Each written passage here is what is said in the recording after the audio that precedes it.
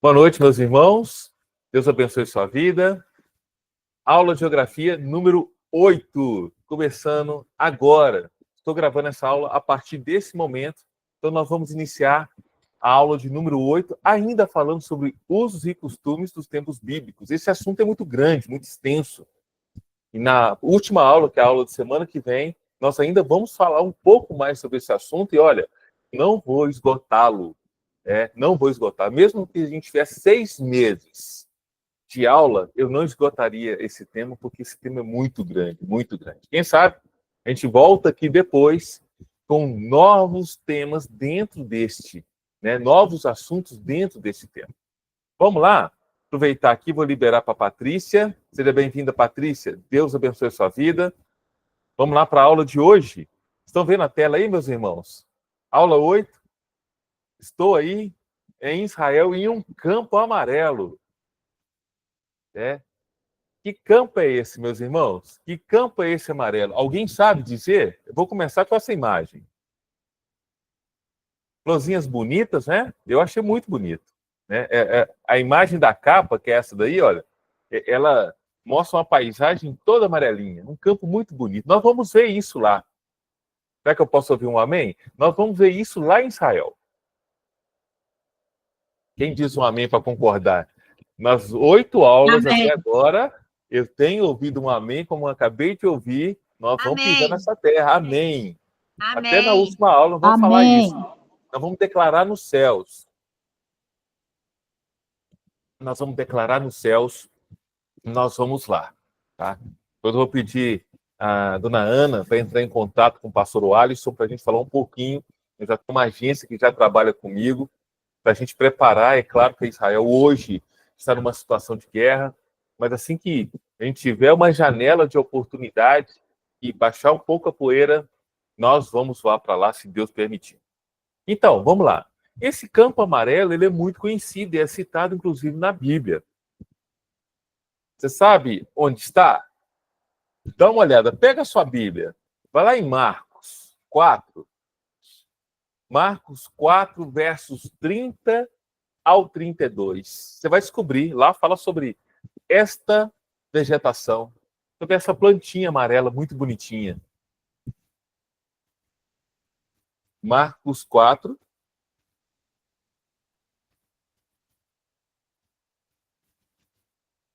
Abriram aí? Tudo certo?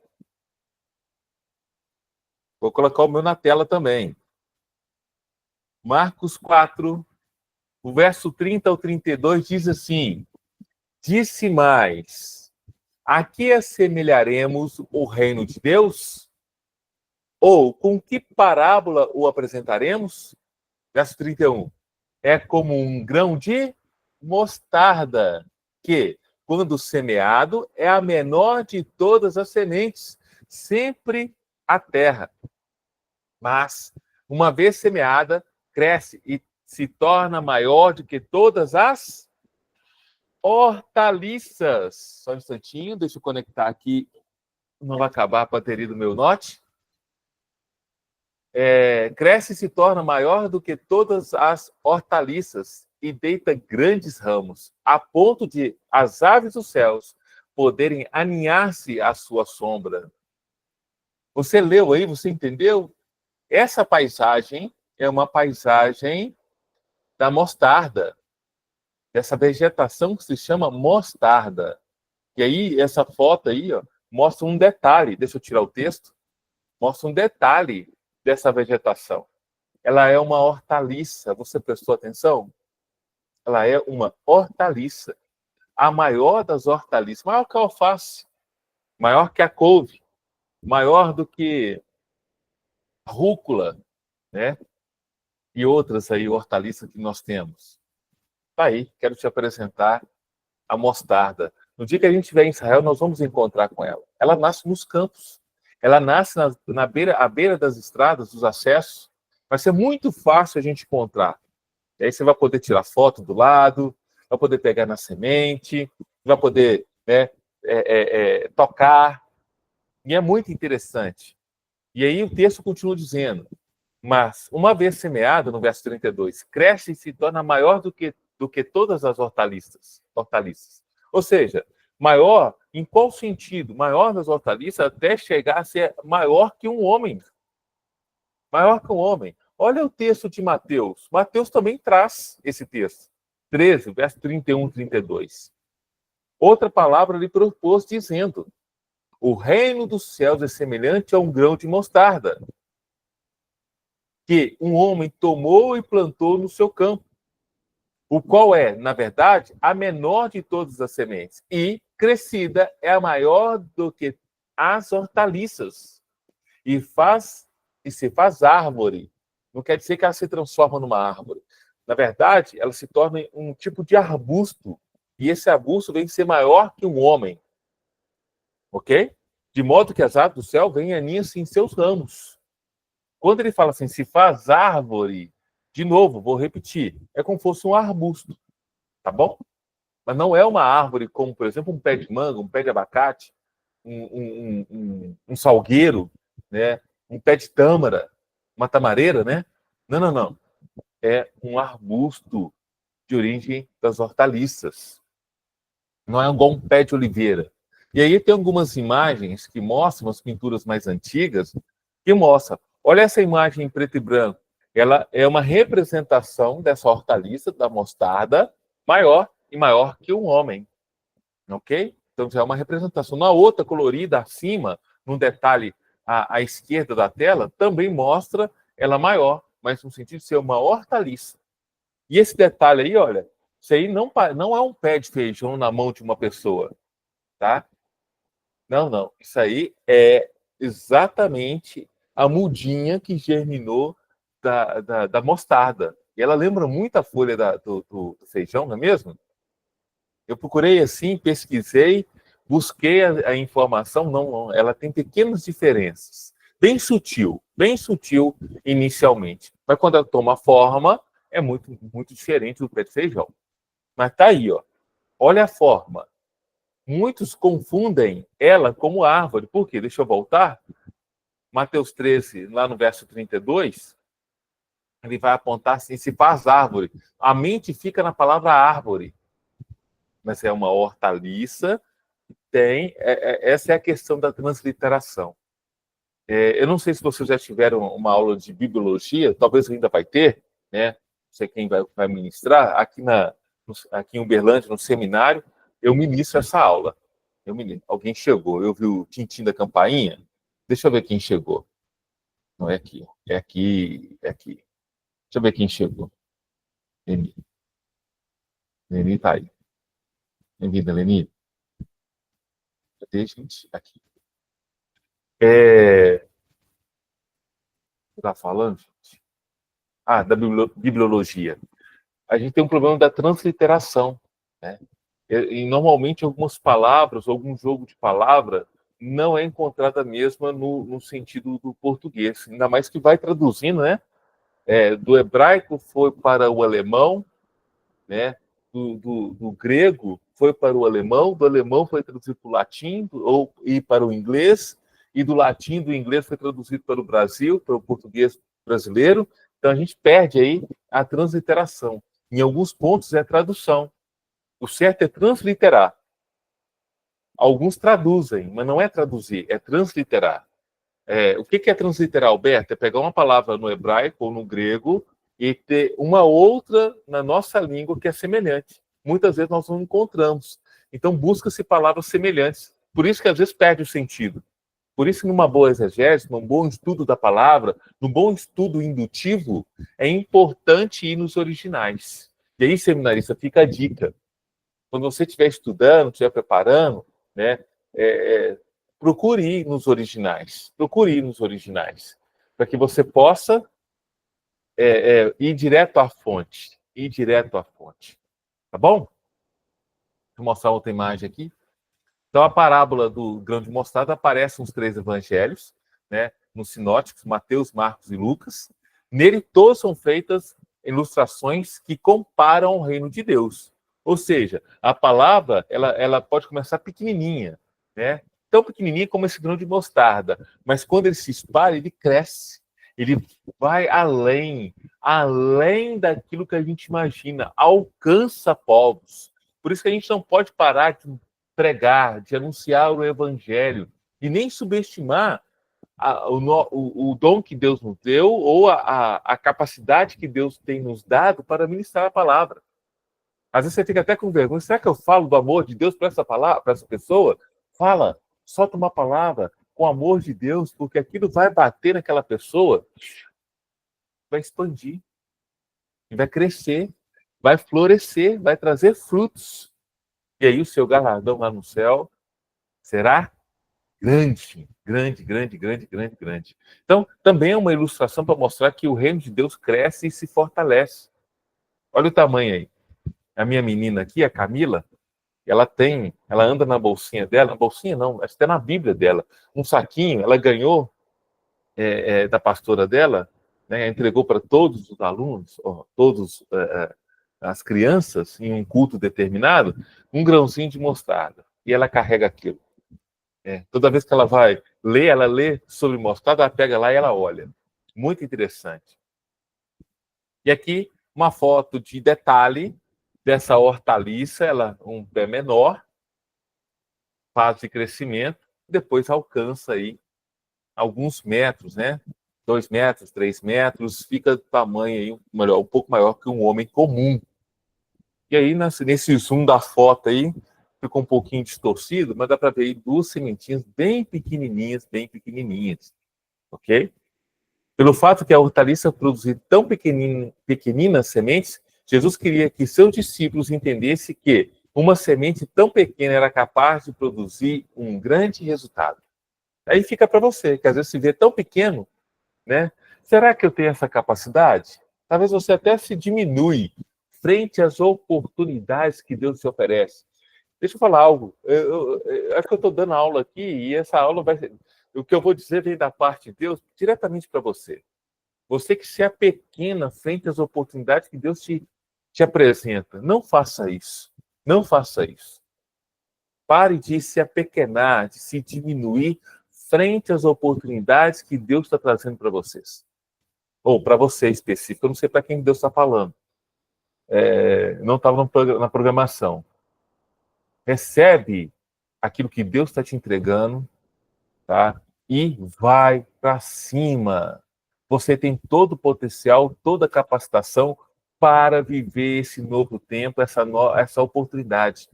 Entenda, o meu pastor fala muito isso aqui e eu peguei para mim, coisa que eu ouço dos meus pais. Cavalo arriado só passa uma vez. Você sabe o que é o cavalo arriado, né? O cavalo pronto para montar, com sela, com tudo. Com tudo. Então, só passa uma vez. E a segunda oportunidade não é igual à primeira oportunidade. Sempre há uma perda. Então, não fique pensando, não, quando isso vier de novo, pode vir de novo, mas não quer dizer que vai ser nas mesmas condições que a primeira. Não vai vir melhor. Tá? A vez passa, mas o plano de Deus vai ser cumprido. O certo é que ele vai ser cumprido. Aquilo que ele deseja que seja cumprido vai ser realizado. Amém? Recebe aí com muito carinho, viu? Recebe aí. Vai para cima. Perfeito? Fechamos aqui. Só queria trazer isso ficou no meu coração. Eu preciso falar da mostarda. Porque tem uma compreensão equivocada, achando que ele é uma árvore, né? Igual um cajueiro, igual uma figueira, uma oliveira. Não, não, não. É uma hortaliça. Vamos falar um pouquinho de porta? Vamos falar aqui, tem a porta das ovelhas. Propício, né? A imagem, né? Você tem ovelhas pastando aí na frente. Isso aí é uma imagem um pouco mais antiga de um desses livros de usos e costumes, que mostra a porta das ovelhas. Alberto, por que você quer falar de porta? Por quê? Porque a porta, no contexto do costume do tempo bíblico, ela tinha vários tamanhos, igual hoje. Hoje, dependendo se for ali, por exemplo, no Telha Norte, uma das lojas que tem aqui em Uberlândia, tem aí em Belo Horizonte, fácil acesso, você vê portas de todos os tamanhos para sua casa, não é mesmo?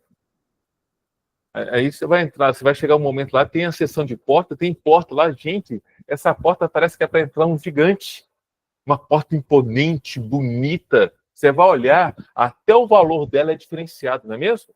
Ok. Para a gente pegar esse exemplo dos nossos dias, eu vou levar lá para trás, lá na história, no tempo bíblico. O tipo de porta, o tamanho da porta, o trabalhar da porta, ela indicava a posse das pessoas também. Se ela era mais larga, mais alta, mais estreita, se ela era lisa, se ela era trabalhada, isso ia indicar a condição social das pessoas. Então, olha, tamanho diferente de acordo com as posses. Pequenas e estreitas, instaladas, né? Olha que interessante, um encaixe de pedra que permitia o seu giro com facilidade. Não usavam, gente, não usava dobradiça. Eles usavam a porta pivotante que nós usamos hoje. É chique ter uma porta pivotante, não é?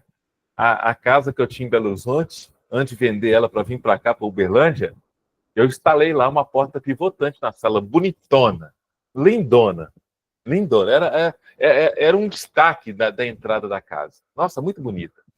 E aí, eu e a Lúcia, né, nós fomos escolher, eu escolhi. Falei, Lúcia, vamos para uma porta pivotante, eu acho muito chique, muito chique. Nós escolhemos essa porta. Ela aí, ó, não é invenção de hoje. Os povos antigos já usavam uma porta pivotante, né, apoiada sobre uma rocha, né, sobre uma rocha e ela girava sobre ela. Tudo eles vão usar a rocha como referência. Você entendeu, né? Quem é a rocha? Aberta no campo e fechada na cidade. Gente, aberta no campo. No campo, as pessoas deixavam janelas abertas, portas abertas. Havia uma certa confiança. Hoje você não pode fazer isso, né? No nosso tempo. Mas, em contrapartida, na cidade, no centro mais urbano, urbanizado, as portas não ficavam abertas assim de qualquer maneira, não. Elas ficavam fechadas. No campo, elas ficavam abertas. Até os animais entravam. Até os animais entravam lá. Lembra que eu já falei sobre a casa? A casa tinha ali o tamanho, né? Na primeira aula de usos e costumes, 3x4, 3x2. E aí os animais, na época do inverno, ficavam lá dentro. Havia um costume muito grande dos animais entrar. Então, por isso que as portas ficavam abertas. Eles poderiam entrar e sair. Mas na cidade, não. Cautela, cautela. Para evitar aí furtos, roubos e outras coisas. A porta também tem um significado espiritual para o judeu, né? Tanto para o povo antigo, e até para nós mesmos, evangélicos, né? A gente fica orando a Deus, oh, Deus, abre uma porta. Ah, Deus vai abrir uma porta aqui de emprego. Deus vai abrir a porta da promoção. Deus vai abrir uma porta para eu abrir a minha empresa. Não é assim que a gente fica? A gente ora e pede ao Senhor. As portas vão se abrir para o ano de 2025. E amém. Elas vão se abrir. Elas vão se abrir no nome de Jesus. Amém. Né? Mas naquele tempo o pessoal também já tinha essa ideia. Você, hoje, quantas portas você passou hoje? Né? Às vezes você saiu do seu quarto, passou pela porta do quarto, entrou pela porta do banheiro, saiu pela porta da casa, saiu pelo portão, entrou pela porta de algum estabelecimento comercial, pela igreja, no seu trabalho, na sua escola, enfim, você passou por várias portas, portais. Então isso tem um contexto espiritual, não é mesmo? Eu não vou entrar aqui, não só eu vou abrir um leque, mas aqui tem um ponto. Né? Lembrando aqui até de uma ministração que eu fiz, inclusive aí em Santa Luzia, aí nessa igreja, eu falei sobre a porta. Teve uma vez que eu entreguei uma mensagem que Deus me deu aí sobre portas. Muito importante, muito interessante. Soleira. A soleira é de pedra. E a pedra vai representar uma base para nós. E assim como a porta encaixada em cima de uma pedra, lembra do pivotante que eu falei? A soleira de pedra também indica, faz um apontamento para a rocha, a estrutura que é Cristo, tá bom? E a gente vai ver lá na Páscoa, na Páscoa. E na porta também eles colocavam o mezuzá. Alberto, o que é o mezuzá? Esse objeto aí que está fixado na entrada de uma residência. E no dia que a gente for lá, é bem possível que a gente consiga comprar. Eu quero trazer um de lá, eu quero comprar um. Para eu usar aqui na hora de dar aula, sabe?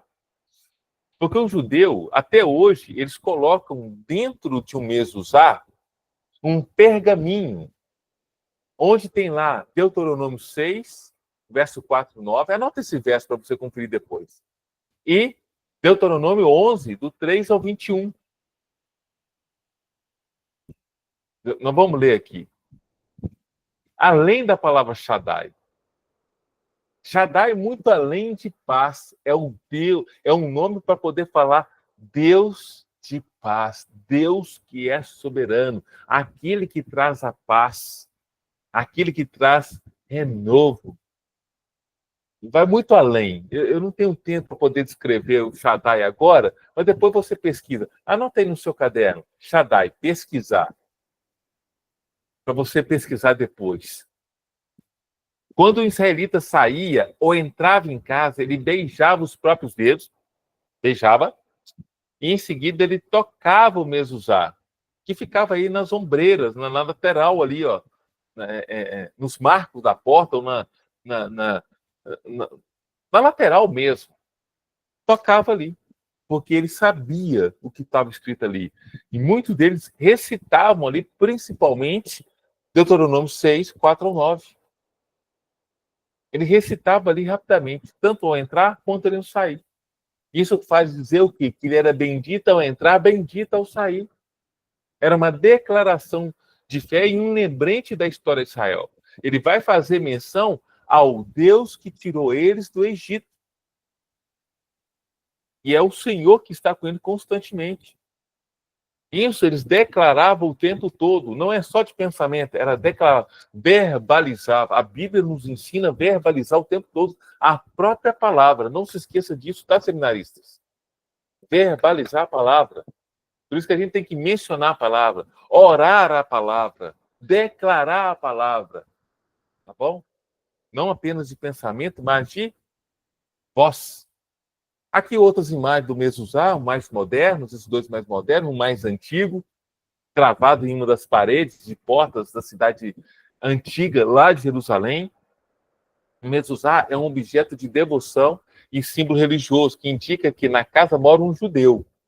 A palavra mezuzá significa literalmente um batente de porta, onde nesse batente de porta tem uma declaração de fé. Vamos ver Deuteronômio 6, 4 ao 9? Ouve, Israel, o Senhor nosso Deus é o único Senhor. Amarás, pois, o Senhor, teu Deus, de todo o teu coração, de toda a tua alma, de toda a tua força. Estas palavras que hoje te ordeno estarão no teu coração. Tu as inculcarás a teus filhos, e delas falarás assentado em tua casa, andando pelo caminho, e ao deitar-se, e ao levantar-te. Também as atarás como sinal na tua mão, e te serão por frontal entre os olhos. Verso 9. E as escreverás nos umbrais de tua porta e nas tuas portas. Cadê a referência do mezuzá? Está aí, Deuteronômio 6, 4 ao 9. Está aí. Ele recitava isso de cor, só que ele verbalizava, ele precisava ouvir aquilo que ele sabia, para que ele pudesse exercer tudo que está descrito nesse texto. Tudo, tudo, tudo, tudo. E isso é importante? É, porque ele precisa trazer a memória. Eu estou fazendo uma mentoria todas as sextas-feiras com uma professora. Ela chegou de Portugal, está voltando para o mercado de trabalho aqui, 10 anos em Portugal, é uma professora cristã, e eu estou dando uma mentoria para ela em educação cristã. Se alguém aí tiver interesse ou souber de uma professora que queira aprender um pouco mais sobre a educação cristã, eu tenho praticamente aí 17 anos de experiência, só no Colégio Batista Getsemane, aí da Igreja Batista Getsemane, Jorge Linhares, eu tenho 14 anos, foi onde eu aprendi sobre educação cristã, hoje eu escrevo para a editora, com base nessa linha. Tá? Fala para entrar em contato comigo, passa o meu telefone para a gente conversar. Tá bom? Fecha o parênteses aí. Mas o que eu queria dizer para ela, para essa minha mentoranda, que o judeu, ele usa, Deus fala para o seu povo, e isso serve para mim e para você, levantar memoriais. Memoriais principalmente dentro da palavra de Deus, para a gente lembrar dele, lembrar do Senhor. Quem é o Senhor da nossa vida? Então, o judeu ele utiliza a mezuzá para fazer menção ao Senhor o tempo todo. Anota aí Deuteronômio 6, 4, 9. Qual foi o outro que eu falei aqui? Esqueci agora. Deuteronômio 11, não posso esquecer. 11, do 3 ao 21. Deuteronômio 6, 4 ao 9.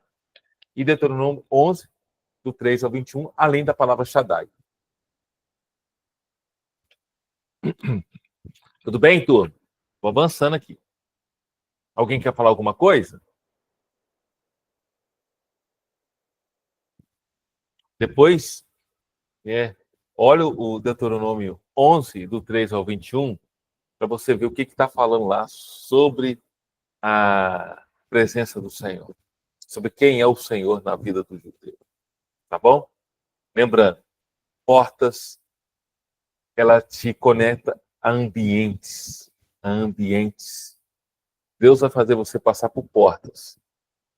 E do outro lado da porta, tem ambientes onde você vai ser usado para manifestar a glória dele. Não se esqueça. Você não está fazendo esse seminário à toa. Está difícil? Você tem pensado em desistir? Eu já pensei. Eu já pensei em desistir semanas da formatura. Eu já pensei em desistir semanas da minha formatura de seminário. Semanas. Você está ouvindo certo. A minha esposa falou, não, você vai terminar. Você vai terminar. Se você está no início, no meio do seminário ou no finalzinho, está difícil, persevera. Persevera. Por quê? Porque Deus vai te usar. Depois você me fala. Já deve estar usando. E, bom, vamos lá. Falar um pouquinho sobre regra de hospitalidade. O lava-pés. Na Igreja Católica tem um lava-pés, né? Jesus foi o primeiro que fez o lava-pés. O que representa? Vamos ver rapidamente, eu não vou detalhar, porque aqui tem um assunto assim, ó, muito bom. Não tenho tempo para detalhar, mas vamos trazer alguns pontos importantes aqui. No grego, o que é hospitalidade no grego? Aquele que ama forasteiros. Você vai ver isso em Romanos 12, 13, Tito 1, 8, primeira carta de Pedro 4, verso 8. 1 Pedro 4, verso 8. Você vai ver a menção à hospitalidade como aquele que ama forasteiro. Você é hospitaleiro? Porque o judeu, ele é hospitaleiro. Ele gosta de receber as pessoas. Na verdade, muitos ali no Oriente Médio são hospitaleiros. Os povos no Oriente Médio. E aquele que está debaixo do teto, ele é defendido por aquele que hospeda. Você sabia disso? É muito interessante a cultura do Oriente Médio, inclusive a judaica. Marca da sociedade judaica e da fé cristã. Aí é um exemplo para mim e para você. Nós somos crentes no Senhor Jesus. A palavra diz que alguns hospedaram anjos. Você tem a oportunidade, e eu creio, né, que isso que eu vou dizer aí chegue nos ouvidos do pastor Alisson. Eu creio que vai vir gente de fora, de outro país, não só de outros estados do Brasil, mas vai vir gente de outro país para cursar o Filhos Academy. Não sei se a Rosângela está me ouvindo, mas você está me ouvindo? Você leva lá para o pastor essa palavra? Você leva lá. Jesus. Amém. E aí, você vai ter a oportunidade de abrir a sua casa para receber um missionário, alguém que Deus levantou lá fora. Gente, isso vai chegar aí. Depois alguém me conta. E aí o pastor Alisson vai falar assim, Deus vai inspirar ele, e ele vai falar assim, irmão, precisamos de alguém que abra a porta para receber essa irmã, ou esse irmão, que veio, ou este casal de missionários que veio estudar aqui no nosso seminário, veio servir a cidade de Santa Luzia a partir da nossa igreja. Eles estão passando um tempo aqui para aprender conosco. Já pensou, gente? Você recebendo um anjo na sua casa? É igual Obed-Edom recebeu a arca. A palavra vai dizer, quando a arca estava na casa do Obed-Edom, tudo na vida do Obed-Edom prosperou, desenvolveu. O campo produziu a 30, 60, 100 por 1. Os animais se produziram. Tudo foi favorável ao Obed-Edom. Já pensou? chegando na sua casa aí, 2 anjos, e as coisas prosperando. Gente, esse tempo vai chegar. Eu quero ouvir boas notícias, boas histórias. Quão belos são os pés daqueles que anunciam o evangelho. Vai chegar a gente aí. Os forasteiros eram recebidos como amigos, recebiam alimento, abrigo e até roupas. Eles eram abençoados. Lavar os pés dos visitantes forasteiros era uma regra indispensável da hospitalidade. Imagina eu e você, naquele tempo, Jesus chegando na casa de um judeu.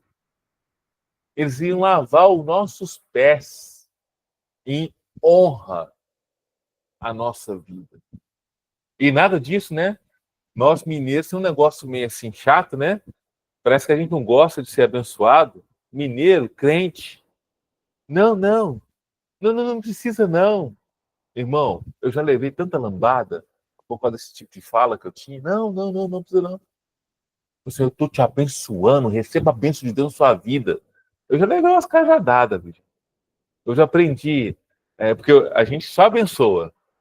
A gente só quer abençoar. Na hora que vem diferente, fala, hoje eu vou te honrar, hoje eu vou te abençoar. Irmão, minha irmã, nu, eu já levei uma na cabeça. Nossa, aprendi hoje a ser abençoado. Hoje eu quero te abençoar. Eu falei, amém, meu irmão. Amém. Eu posso abençoar. Eu recebo. Eu recebo. E assim, e é muito legal, né? Deus quer te honrar. Deus quer te honrar. Naquele tempo, os ricos, eles tinham um escravo para esse serviço. Mas nas casas das pessoas mais pobres, mais simples, uma condição menor, você sabe quem fazia o lava-pés? A esposa. A esposa que tinha o papel de ir lá e pegar, né, uma bacia, um pouco de água e uma toalha limpa para lavar os pés dos visitantes. Então, quem tinha uma condição melhor tinha um escravo. Mas quem não tinha um escravo, porque não tinha uma condição boa financeiramente falando, era a esposa que tinha esse papel. E o mais interessante, faziam com amor. Mas nós temos aí um episódio, né, que Jesus vai à casa de um homem, ele não recebe ele dentro da regra da hospitalidade. Aí nós temos uma irmã lá que vai quebrar um vaso de alabastro, né? Vai ungir os seus pés, vai secar com seus cabelos. Olha como que Deus é lindo. Ninguém fica sem ser honrado. Deus não fica devendo nada a ninguém. E ali é um exemplo para mim e para você. Para não deixar de honrar aquele que Jesus envia. Tem pessoas que chegam na sua vida para ser abençoado. E Deus está te mandando na sua vida para você abençoar. Talvez com uma oração, talvez com um café, e talvez até mesmo financeiramente. Eu quero te ofertar aqui X valor, é para ser benção na sua vida. Costume de tirar o calçado para evitar levar poeira para dentro das casas. É uma preparação para lavar os pés. O judeu, né, naquele tempo, ele parava na porta de entrada da casa, deixava o seu calçado ali e entrava descalço. Ao entrar, assim, ao passar pela porta, aí tinha o escravo ou a esposa do dono da casa e ela fazia ali o lava-pé. Depois ele poderia acessar. Depois pesquisa sobre o lava-pé. Tem um ensino muito poderoso dentro disso. Eu vou ficar aqui, não vou parar aqui, porque senão eu vou, né, expandir nisso. E a gente não tem um tempo. Jesus usou dessa prática para ensinar uma lição de profundo significado espiritual. Aí vai lá em João 13, anota esse verso. João 13, o verso 3 ao 16. Faz um devocional desse aí. Faz amanhã esse devocional, em cima do João 13. Tá bom? 13, João 13, verso 3 ao 16. Quem sabe um devocional para amanhã? Saindo da hospitalidade, eu quero agora falar sobre um pouco sobre vestuário. Os judeus vestiam-se com roupas simples, básicas, longas. Um dos motivos desse hábito era a temperatura quente. Então, ó, roupas coloridas, né? Você consegue ver nessa imagem que eu coloquei aí, que as roupas ela tem uma certa leveza, mas o mais interessante é o tipo de fio, o traçado do fio, que permitia aquecer no inverno e permitia também um refrigério no tempo de calor, no tempo de calor. E eles andavam com uma túnica, andavam com véu, porque ao atravessar o deserto, ou tinham que caminhar no deserto, eles poderiam cobrir o rosto, assim, tampando em uma eventual aí, tempestade de areia, ou areia, ou um vento levantando grãos de areia, que poderiam ali se chocar com a face, né? Trazendo aquele incômodo, né? Protegendo os olhos. Então, era dessa forma. O mais importante, eles cobriam todos. Hoje, inclusive, os tuaregs, que é um povo do deserto, alguns povos árabes, eles cobrem todo o corpo com um tecido que não é muito diferente do tempo de Jesus, não, tá? A, a, a dica desse tipo de vestimento é a lã, né? Algodão e também o tipo de trama dos fios para formar o tecido. O tecido. Então não tinha nada sintético como é do nosso tempo, né? O estilo da maioria da população era tanga, né? Era uma tanga com duas peças sobrepostas. A externa se chamava túnica. Então, eles normalmente usavam um tipo de calção, uma tanga, para se proteger, tanto os homens quanto as mulheres, né, com as roupas íntimas. E a túnica que cobria. A túnica de Jesus era uma túnica, não era simples, não, era uma vestimenta de classe e nobre. Tanto é que, na crucificação, os soldados que ali estavam lançaram sorte sobre a túnica de Jesus, porque ela tinha um valor financeiro. Seria um terno Armani daquele tempo, tá? As vestes de Jesus não eram qualquer vestes. Pesquisa sobre isso depois.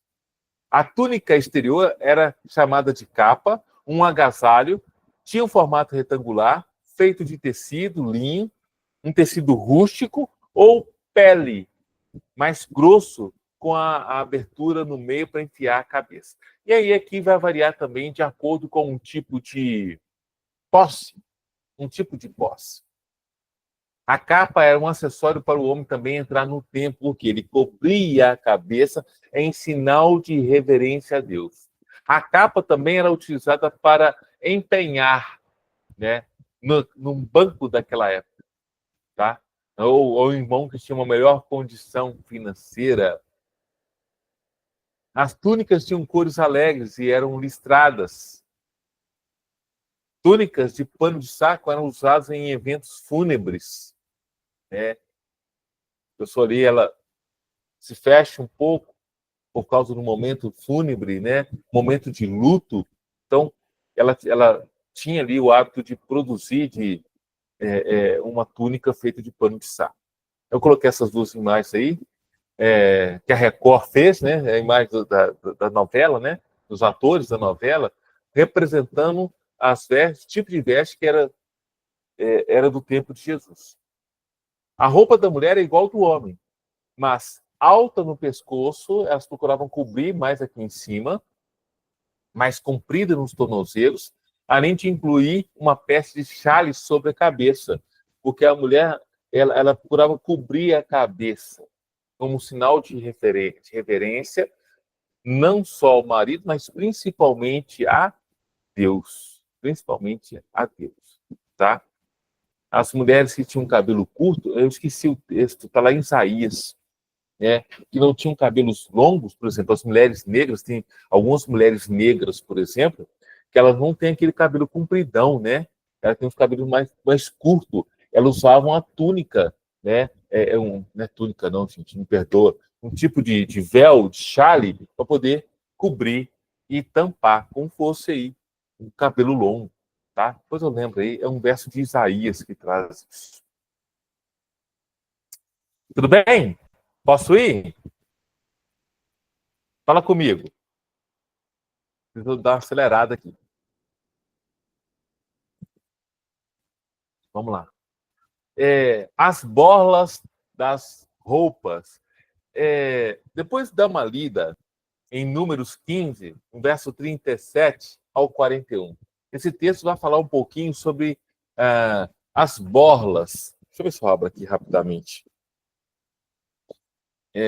Números 15, verso 37 ao 41. Vou ler rapidinho aqui. As borlas das roupas. Está aqui no título da minha Bíblia.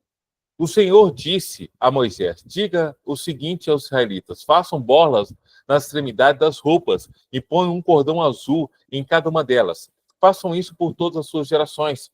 Quando virem essas borlas, vocês lembrarão de todos os mandamentos do Senhor. Ou seja, um memorial para lembrar dos mandamentos do Senhor. Lembra que eu falei há pouco? Deus é um Deus que usa de memoriais. Ele sempre está fazendo algo para fazer com que o seu povo lembre da sua palavra. Por causa da condição de pecado, nossa condição de pecado, a nossa memória não é mais como a memória de Adão antes de pecar. Então, é necessário que o homem sempre esteja pronto para lembrar das promessas, pronto para lembrar das leis, pronto para lembrar dos mandamentos que o Senhor tem para nós. Ok? Por isso que é um hábito nosso cristão ler a Bíblia todo ano. Não é mesmo, meus irmãos? Não é mesmo? Falar nisso, não precisa me responder. Você já leu a Bíblia toda? Se não, se propõe a ler, porque é inadmissível um seminarista cursar um seminário sem ter lido a Bíblia toda, pelo menos uma vez. Pelo menos uma vez. Tá bom? Faça um compromisso aí com Deus e ler a Bíblia todinha em um ano. Em um ano. Lembrarão de todos os mandamentos do Senhor, para que lhes obedeçam e não prostituam, nem sigam meditações, sigam as inclinações do seu coração e dos seus olhos. 40. Assim vocês se lembrarão de obedecer a todos os meus mandamentos, e para seu Deus vocês serão um povo consagrado. Verso 41. Eu sou o Senhor, o seu Deus, que os trouxe do Egito para ser o Deus de vocês. Eu sou o Senhor, o seu Deus. Então, as borlas é um memorial. E olha que está lá em Mateus 8, no verso 19 ao 22. A mulher do fluxo de sangue tocou a orla das vestes. Então, se você for olhar o original, tocou as borlas das suas vestes. Na verdade, ele tocou isso aí, que a gente vai chamar aqui de tisi-tisi. O tisi-tisi são essas borlas. Essas borlas, olha o texto que eu coloquei ao lado. Essas borlas ou franjas, como consequência de um mandamento bíblico, ganhou uma enorme importância dentro da cultura judaica. Antes de usar o talit, que é um tipo de véu, na verdade, uma cobertura, os judeus ortodoxos ainda vestem assim até os dias de hoje, né? Tratavam-se o tsi-tsi, que é a borla, como o texto mostra, e tinham por objetivo fazer com que o cidadão israelita viesse a se lembrar da lei de Moisés e guardar os seus mandamentos. Então, os judeus ortodoxos utilizam desse mandamento, que está em Números 15, até os dias de hoje. Então, quando a gente vê lá em Israel, nós vamos poder comprar um desse, se você quiser. E aí, você consegue ver no detalhe da foto menor aqui, ó. Se você for olhar, tem toda uma liturgia para você ter os nós, a distância dos nós, o número de franjas, tem todo um procedimento para confeccionar esse tecido. Não é feito de qualquer maneira. Não é feito. Né? E é de forma artesanal, não é mecânica, robótica. Ok? Que é as borlas. Agora eu quero falar rapidamente dos calçados. Isso aqui é uma foto retirada de um material de arqueologia que mostra como foi encontrado os calçados na época de Jesus. Eram feitos de couro. Sapatos, ou os calçados em geral, eram de couro e muitos rudimentares. Eram mais comuns as sandálias. Andar descalço era sinal de pobreza. Ou voto. Esqueci de colocar isso. Ou voto. Você poderia fazer um voto, andar descalço, ou, dependendo da pessoa, você olhar assim, ela é pobre. Normalmente ou usava uma sandália ou um calçado feito a couro de animais. Eles faziam também as sandálias de casca de palmeira com tiras de couro. Ela tinha uma certa durabilidade. Os sapatos eram semelhantes às nossas botas de cano médio que nós temos hoje, tá? Feitas de couro, de camelo, chacal ou de hiena. Eram os principais daquela época. Couro de camelo, chacal e hiena. Por que, Alberto? Porque era mais resistente. Era mais resistente, tá? Mais resistente. Olha que interessante. Ruth 4, versos 5 a 8, traz assim: Boaz, porém, lhe disse: No dia em que você adquirir as terras de Noemi e da Moabita Ruth, estará adquirindo também a viúva do falecido, para manter o nome dele em sua herança. Por que você trouxe esse texto? Calma que você vai entender. Diante disso, o resgatador respondeu: Nesse caso, não poderei resgatá-la, pois poria em risco a minha propriedade. Resgate a você mesmo. Eu não poderei fazer isso. Verso 7. Antigamente em Israel, olha que interessante. Olha um aspecto histórico, cultural, um costume antigo sendo mencionado pela própria Bíblia, entre parênteses. Ele está chamando a atenção para um detalhe histórico. Antigamente em Israel, para o resgate e a transferência de propriedade fossem válidos, a pessoa tirava a sandália e dava ao outro. Assim oficializavam os negócios em Israel. Quando, pois, o resgatador disse a Boaz: Adquira você mesmo, ele também tirou a sandália e entregou. Boaz tirou a sandália e entregou. Oficializando aí, né, o resgate. Então, assim, ok, eu estou pegando. Você agora é minha testemunha. Então, o mais interessante é que isso era feito normalmente à porta da entrada da cidade.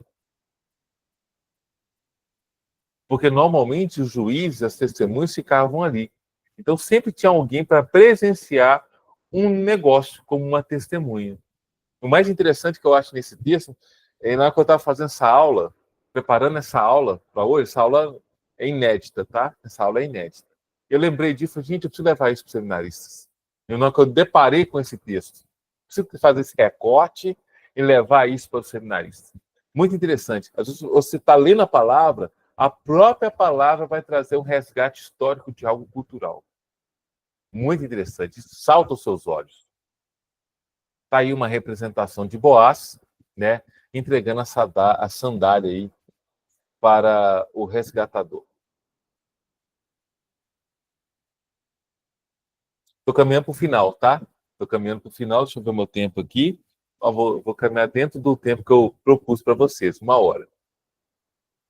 Cabelo e barba. Jesus usava barba?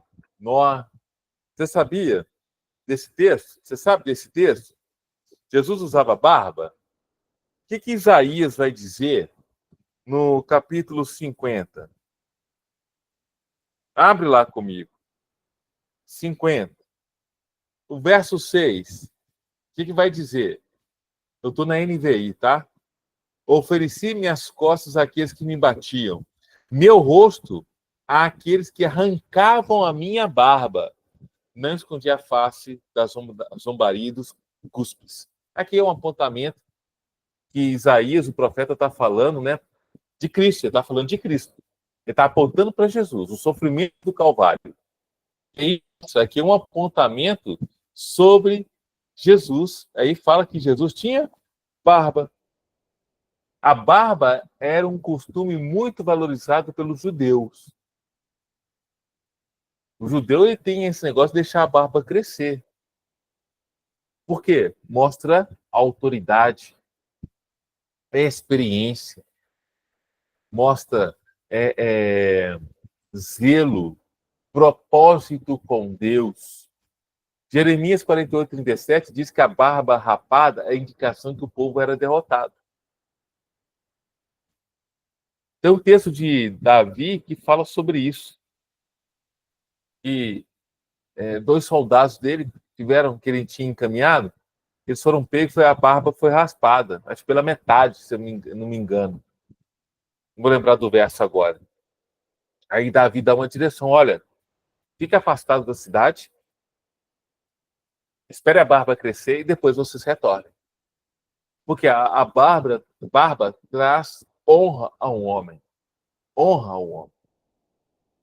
E aí, quando o povo era derrotado, era vencido, o costume, para trazer vergonha, eles rapavam a barba do judeu. Ele era vergonha. Vergonha. Nunca toque na barba de um homem. Nunca toque. Nossa, que barba bonita. Não, nunca faça isso. Principalmente do judeu. Não põe a mão. Ela é sagrada. Quem toca? Ele. Ele. Normalmente o judeu, ele coloca a barba, ele consagra ao Senhor. É como se fosse um voto de não fazer a barba. Isso vai até o final do tempo. Até o final da vida dele. Pela lei, o sacerdote não poderia entrar no templo com a barba aparada. Não poderia parar. Como, por exemplo, eu paro a minha barba aqui do lado, aqui embaixo, né? Diminuo o tamanho dela.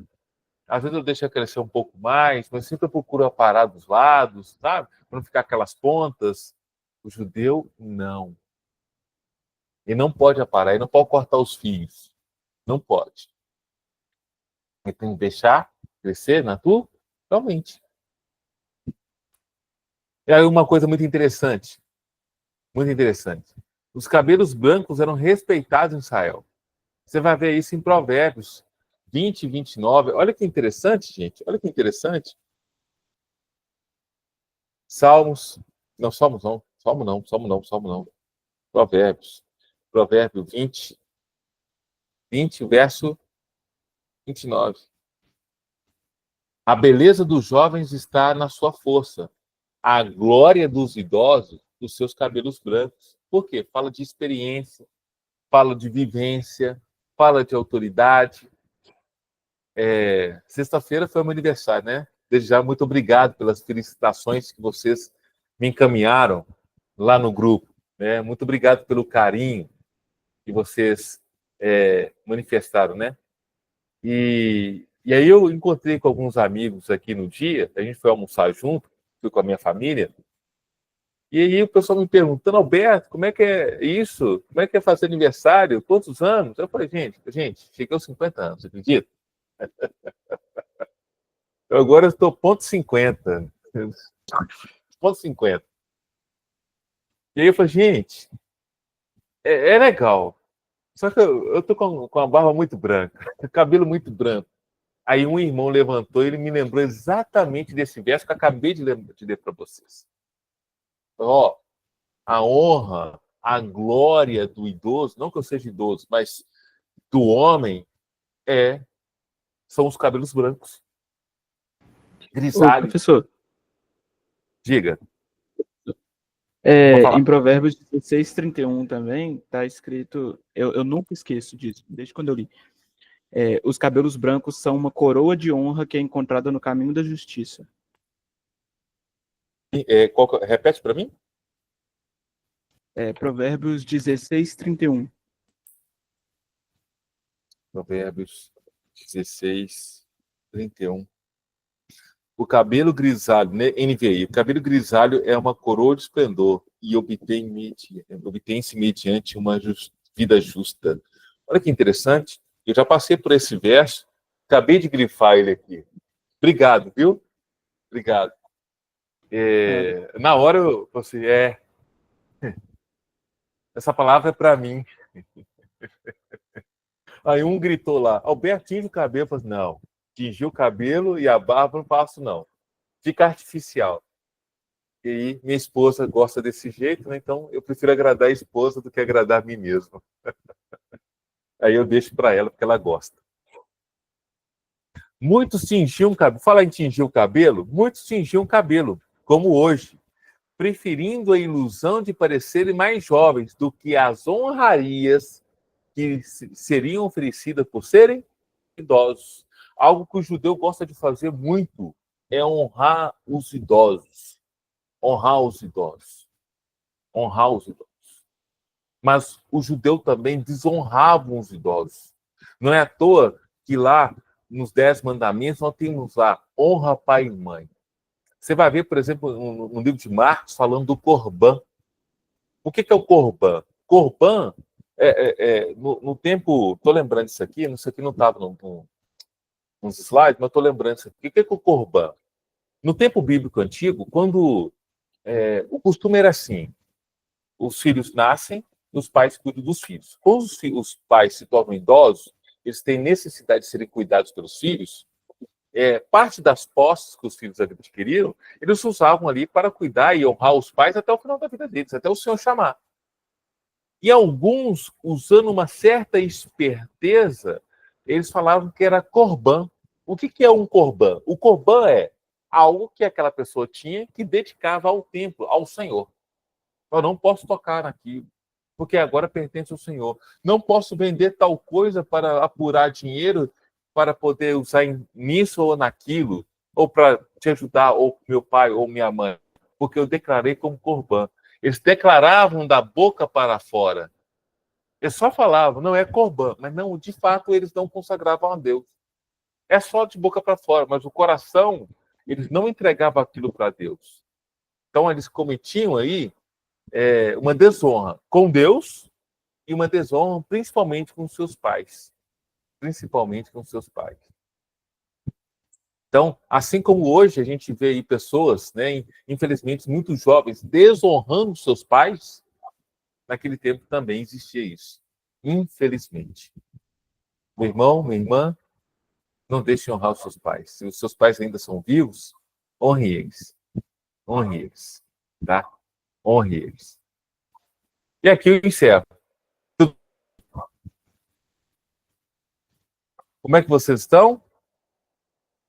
Eu vou encerrar aqui essa aula